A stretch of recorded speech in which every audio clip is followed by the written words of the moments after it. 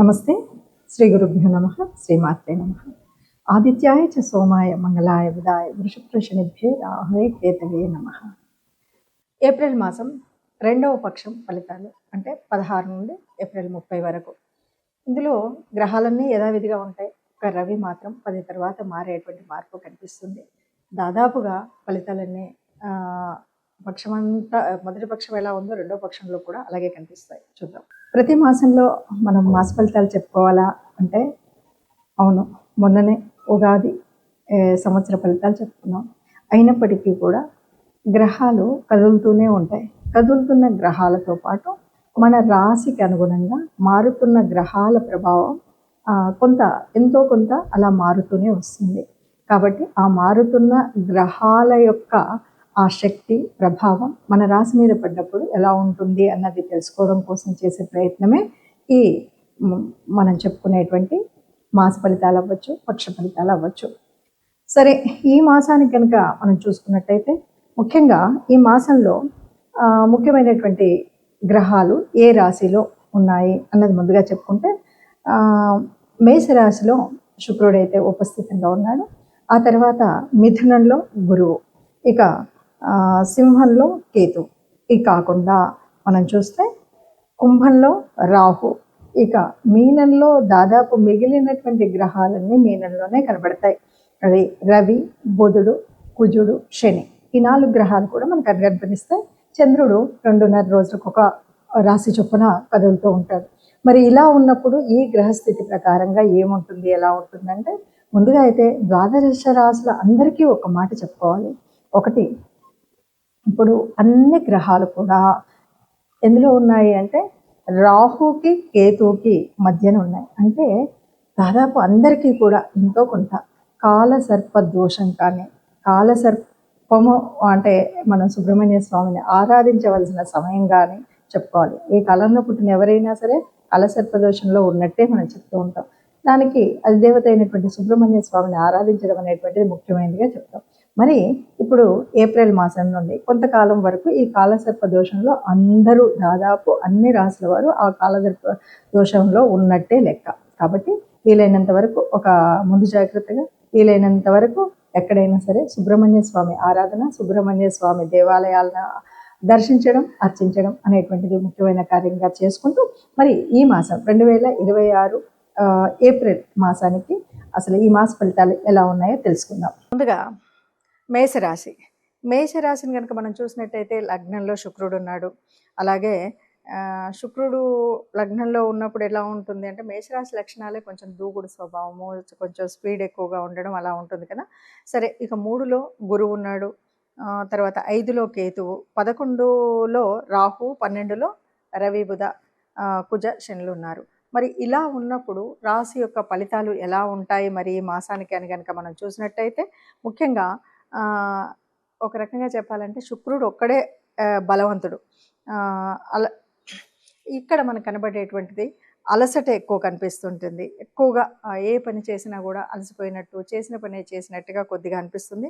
వృత్తి, ఉద్యోగ, వ్యాపారాలలో కొన్ని తప్పులైతే జరుగుతాయి. అవి కూడా దాదాపుగా స్వయంకృతాపరాధాలే ఎక్కువగా కనిపిస్తాయి.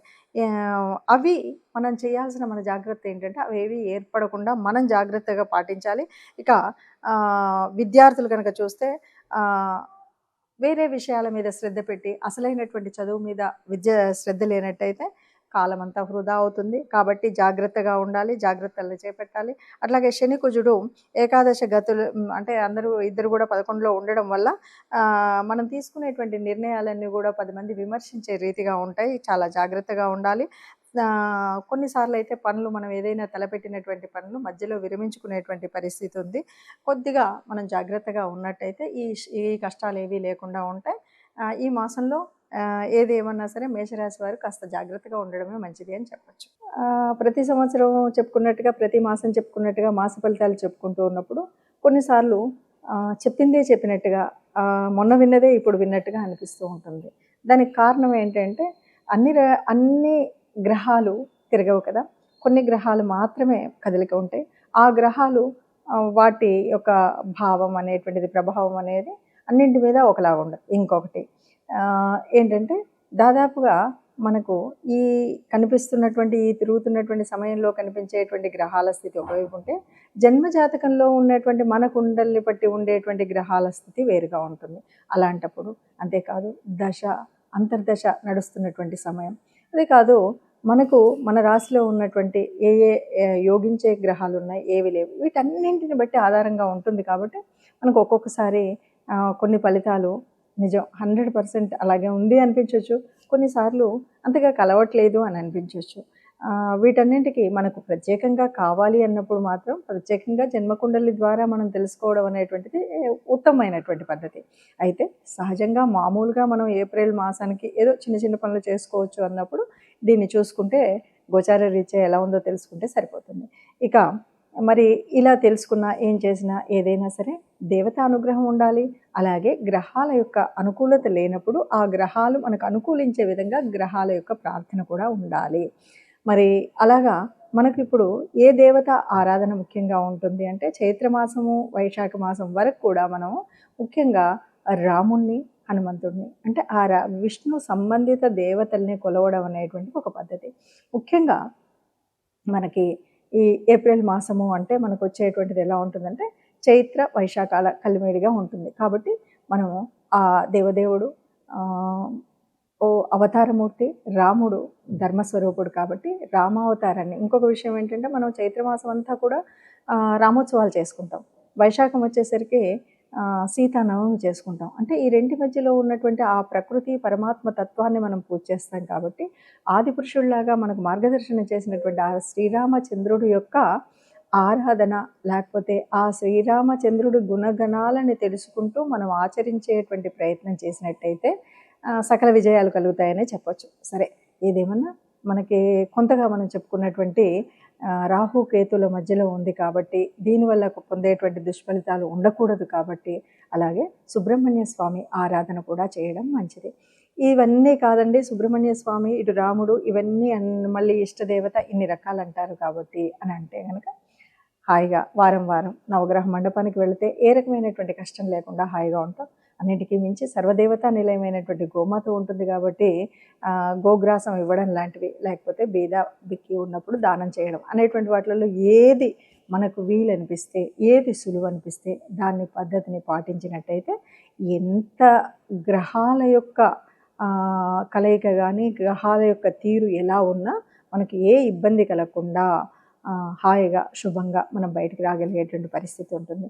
అలా ఉండాలి. అందరూ అంతే ఆనందంగా ఉండాలి, అందులో మనం కూడా ఉండాలి ఆశించేటువంటి ఒక గొప్పనైనటువంటి సనాతన ధర్మంలో ఉన్నటువంటి వాళ్ళం.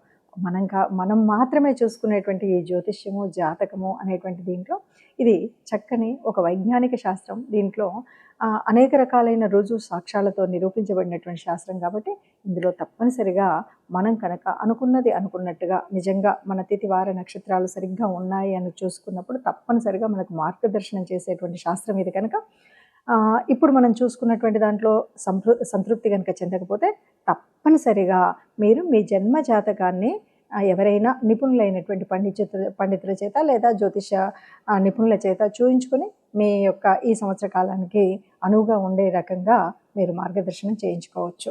శుభం.